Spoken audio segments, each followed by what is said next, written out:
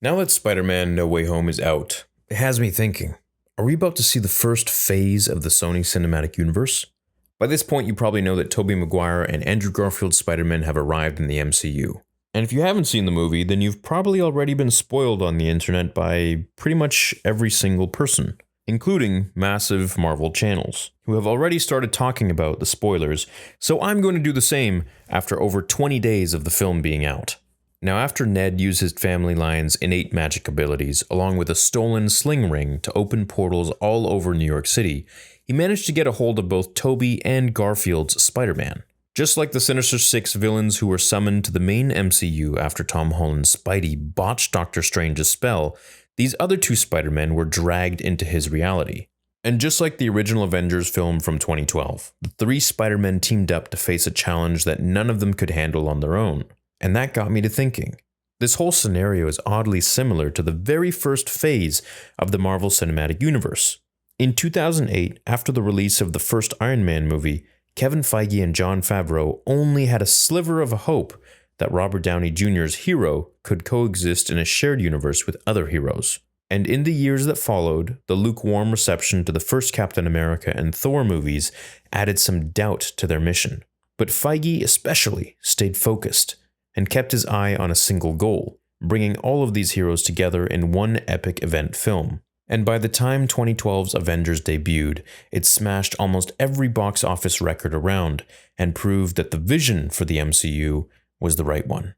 Now, Sony finds itself in a similar situation. Their contract with Marvel Studios over the film rights for Spider-Man is tricky, to put it lightly. Originally, only Tom Holland's Spider-Man was meant to be the only character that the studios would share. But with No Way Home, every character from both Raimi and Mark Webb's universes, along with Venom, belong in the MCU as simple variants on the core 616 universe. But there's something far more important than that.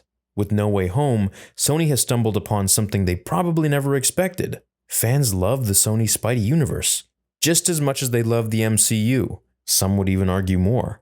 And the audience scores, which are at a shocking 99% still, and the insane box office results, which look like they'll end up nearing $2 billion when all is said and done, prove the point. Sony was so busy trying to build new franchises out of Spider-Man's rogue galleries, like the often delayed Black Cat flick and the upcoming Morbius film, that they never considered tapping into the massive amount of love that fans still hold for Tobey Maguire and Andrew Garfield. But with No Way Home, they did just that, and the result has been astounding. Perhaps Sony thinks that if they brought Tobey or Andrew back, that fans would react the same way as audiences did when Wolverine cameoed in X-Men Apocalypse.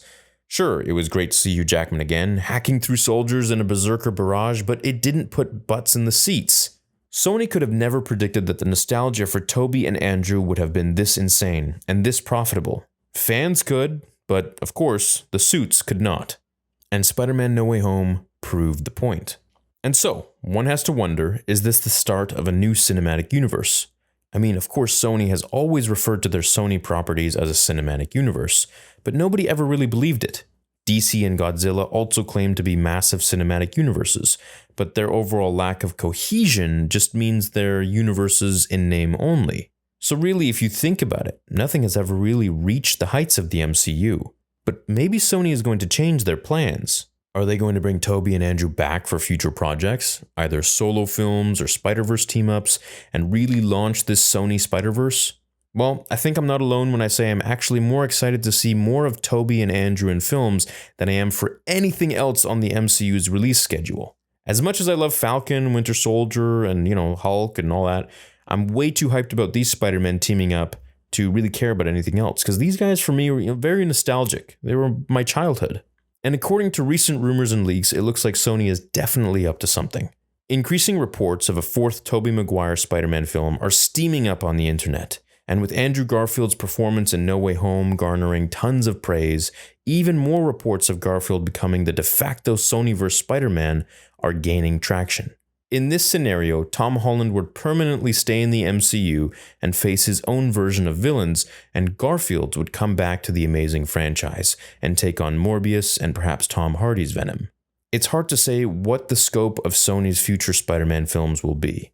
I'm sure they thought that No Way Home would receive a nice bump from the surprise return of Tobey and Andrew Garfield, but the massive numbers must be far greater than they ever expected. And that means they're probably changing the game plan. They want to make money. If this becomes the start of Phase 1 of their cinematic universe, I have a few guesses of where they could go. Now, as much as I love Tobey and Garfield, I think too many solo Spider-Man flicks will bore audiences. The real joy of No Way Home was watching these characters interact with each other, and after so long of not seeing them on screen, so I want to see more of it. A Tobey and Garfield team-up film would make sense, or perhaps simply another Avengers-style Spider-Man movie. After a few more Tom Holland solo ones would probably sell the best, I think. As Sony probably plans to continue releasing their solo villain films, I wouldn't even be surprised if Sony tries to tap into an Otto Octavius popularity scheme and bring him back for future movies. What do you guys think? Does this feel like the start of something big? What do you want to see for the future of the Sony movies? Leave your comments down below. Thanks for watching, and I'll see you in the next one. Until then, remember, with great power comes great responsibility.